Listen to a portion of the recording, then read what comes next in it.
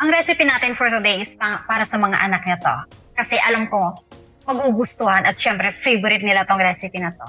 Gagawa tayo ng homemade marshmallow. Gamit lang ang tatlong ingredients, makakagawa tayo ng homemade na marshmallow. Parehong-pareho yung sa mga binibili natin sa mga groceries kasi malambot siya yung marshmallow na gagawin natin. Kaya huwag na natin patagalin. Gawa na tayo! Bali, ang una muna natin gagawin dito sa baking pan natin o kaya kung anong yung pwede yung gustong paglagyan dyan sa bahay nyo, kung ano yung meron. Pwede sa Tupperware, kahit anong lagayan ang gusto nyo. Pwede. Bali, ito yung gagamitin ko. Bali, ang ginawa ko lang dito is nagpahid ako ng margarine sa lahat ng side. Tapos, kumuha ko ng steamer. Tapos yung, binudburan ko siya ng asukal. Bali, magiging itsura niya is ganito yung magiging itsura niya. Kaya, bali, gagamit tayo ng isang mixer. Bali, dito is 2 pakoteng unflavored na gelatin. Bali, kada isa nito is 12 grams. At maglalagay tayo ng maligamgam na tubig is 125 grams yung ilalagay ko dito. At syempre, titignan nyo yung yung sa likod niya kung paano yung preparation ng uncolored gelatin dyan, kung yung mabibili nyo. Tapos ang gagawin lang natin is mix lang natin para ma-dissolve lang yung unflavored na gelatin na nilagay natin. Pag na-mix mo siya, yung unflavored na gelatin na nilagay natin, maglalagay tayo ng 250 grams na asukal. Mix lang natin siya konti.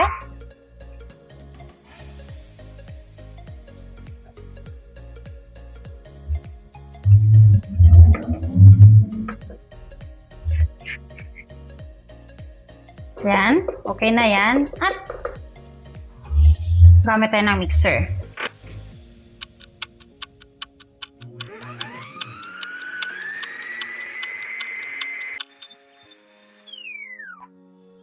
Yan. Bale, baka 5 minutes natin siyang minix. Bale, kailangan ganito yung magiging itsura niya. Yung parang sa icing ng cake. Yan. Ganito siya. Kung makikita niya siyang ganyan. Yan. Okay na yan. Yan. Tanggalin lang natin siya dito.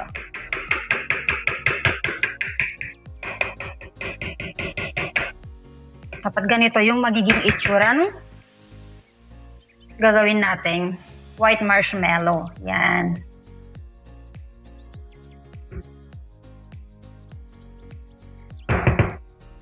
At ang gagawin natin is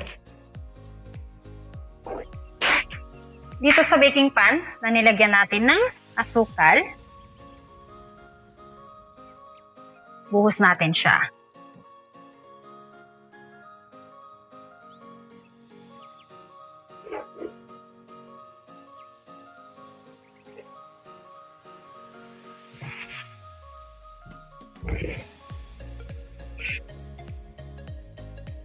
Spread natin siya. Ayusin natin maigi.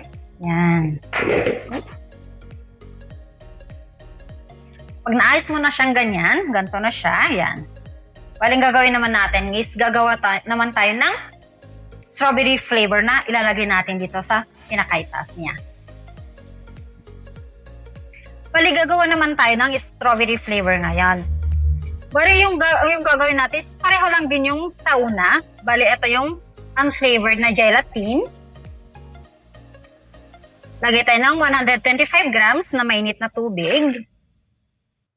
At haluin natin siya.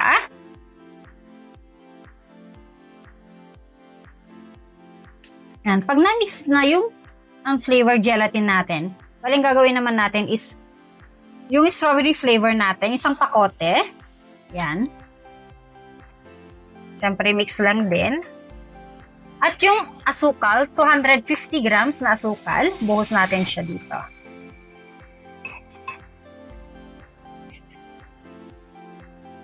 At haluin lang natin saglit.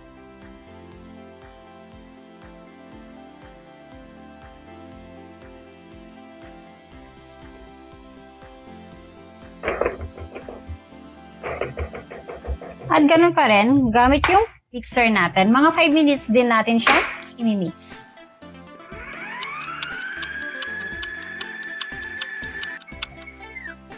pagkatapos ng 5 minutes, ready ng ating strawberry flavor. Yan.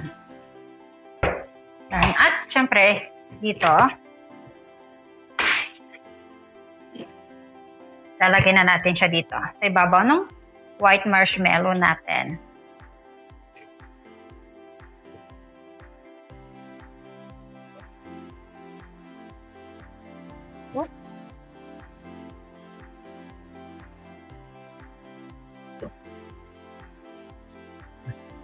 Yan, pag nalagay na natin siya lahat dito, sa ibabaw ng white marshmallow natin, syempre, linisin lang natin saglit dito sa mga gilid-gilid niya. At balang gagawin natin is, lalagyan natin sa ref, mga 30 minutes, hanggang sa tumigas lang siya. At yung hindi naman yung sobrang tigas, yung parang sa marshmallow talaga siya. Yan, 30 minutes lang, okay na yan. Tapos hihiwain na natin siya mamaya. Katapos ng 30 minutes na nilagay natin sa ref, bali, ito na yung kinalabasan niya.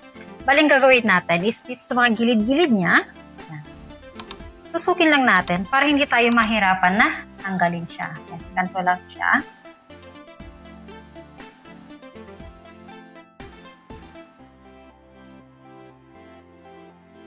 Antuhin mo lang siya. Yan. Yan, okay na yan. At gagawin natin is babaliktarin natin siya. Uy, nalaglag na siya. Ayan. Bali, ayan na yung kinalabas ng marshmallow, homemade marshmallow natin. Kaya anong gagawin natin is, syempre, ihiwain natin siya. At syempre, kayo na yung mag-decide kung gaano kalaki yung hiwa na gagawin nyo. Mga gato lang siya yan. Okay na yan. Eh kung gusto naman lang mas maliit lang, yung mga hiwa niya, kayo na lang yung mag-decide. Yan, hiwain lang natin siya. Ganyan. At dito lang sa kabila. Yan.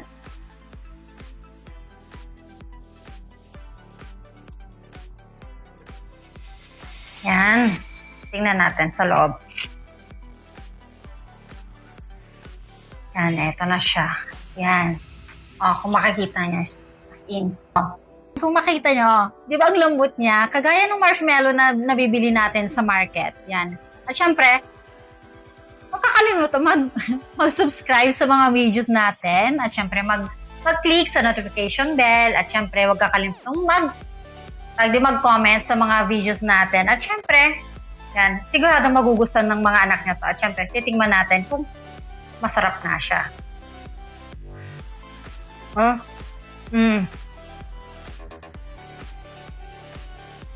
Ang sarap. Ang maganda, hindi siya gaano, alam mo yung tamis niya, at naglagay tayo ng 200 grams na asukal. Hindi siya yung sobrang tamis, parang tamang-tama lang yung pagkatamis niya. Tapos yung strawberry flavor, kasi di ba yung strawberry medyo maasim-asim. Tapos yung kinakat niya yung pagkatamis niya, ang sarap ng pagkakagawa niya. Yan. Oh. Sarap. Sarap. Hanggang dito na lang. Ciao!